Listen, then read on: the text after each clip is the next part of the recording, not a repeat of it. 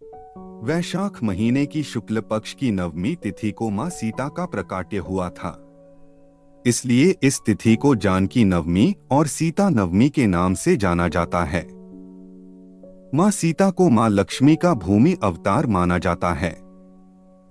भूमि से उत्पन्न होने के कारण उन्हें भूमात्मजा और राजा जनक की पुत्री होने से उन्हें जानकी भी कहा जाता है। मां सीता के बारे में वाल्मीकि रामायण और कई अन्य ग्रंथों में जो उल्लेख मिलता है, उसके अनुसार मिथिला के राजा विदेहराज जनक के राज में कई वर्षों से वर्षा नहीं हो रही थी।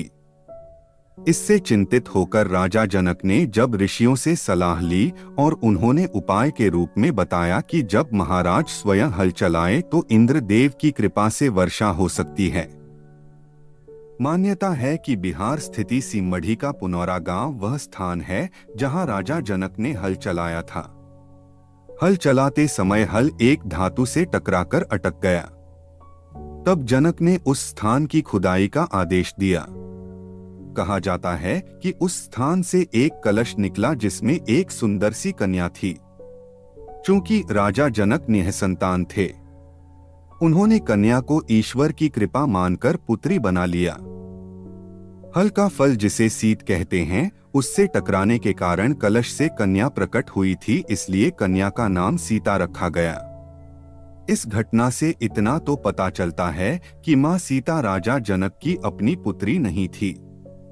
जहां जमीन के अंदर से कलश से प्राप्त होने के कारण सीता स्वयं को पृथ्वी की पुत्री मानती थी, वहीं वास्तव में सीता के पिता कौन थे और कलश में सीता कैसे आईं, इसका उल्लेख अलग अलग भाषाओं में लिखे गए रामायण और दूसरी कथाओं से प्राप्त होता है।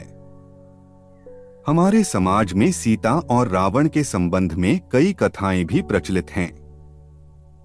ऐसे में अब सवाल उठता है कि क्या सीता रावण की पुत्री थी? अद्भुत रामायण में ही उल्लेख है।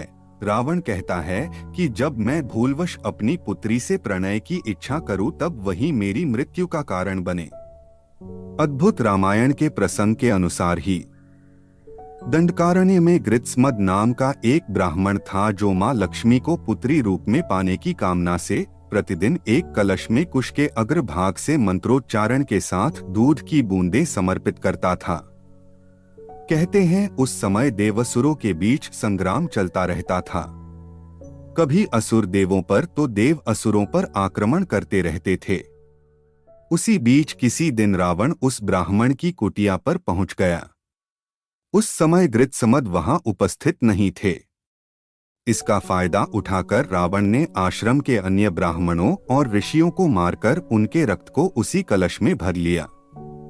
कहते हैं कि रावण उस रक्त कलश को अपने साथ लेकर लंका चला गया, जहां उसने अपनी पत्नी मंदोदरी को उस कलश को संभाल कर रखने को कहा। वहीं मंदोदरी ने कहा कि उस कलश में क्या है। इसके बारे में बताते हुए उसने कहा कि यह बहुत ही तीक्ष्ण विष से भरा है। जब कुछ दिनों के बाद रावण विहार के उद्देश्य से सह्याद्री पर्वत पर चला गया, जो मंदोदरी को पसंद नहीं थी। कहते हैं अपनी उपेक्षा से खिन्न मंदोदरी ने मृत्यु को वरण करने के उद्देश्य से कलश में रखा पदार्थ पी लिया। वहीं देवी लक्ष्मी को पुत्री के रूप में प्राप्त करने के लिए मंत्रोच्चारित दूध का ऐसा प्रभाव पड़ा कि मंदोदरी गर्भवती हो गई। तत्पश्चात मंदोदरी ने सोचा कि जब मेरे पति मेरे पास नहीं हैं, ऐसे में जब उन्हें इस बात का पता चलेगा तो वह क्या सोचेंगे। यही सब सोचते हुए मंदोदरी तीर्थ यात्रा के बहाने कुरुक्षेत्र चली गई। कहा जाता है कि वहीं पर उसने गर्भ को निकालकर भ्रूण को एक घड़े में रखकर भूमि में दफन कर दिया और सरस्वती नदी में स्नान कर वह वापस लंका लौट गई। कहते हैं कि कालांतर में इसी भ्रूण से सीता का जन्म हुआ। मान्यता है कि वही घड़ा हल चलाते वक्त मिथिला के राजा जनक को मिला था, जिसमें से सीता जी प्रकट हुई थी। इन्हीं कथा के आधार पर विद्वान मानते हैं कि सीता और रावण में पिता पुत्री का संबंध था। हालांकि कई ग्रंथों में कई तरह की कथाएं प्रचलित हैं। कई ग्रंथों में सीता रावण का संबंध पिता पुत्री की तरह नहीं दर्शाया गया है। तो दोस्तों, आपको ये जानकारी कैसी लगी हमें कमेंट करके जरूर बताएं।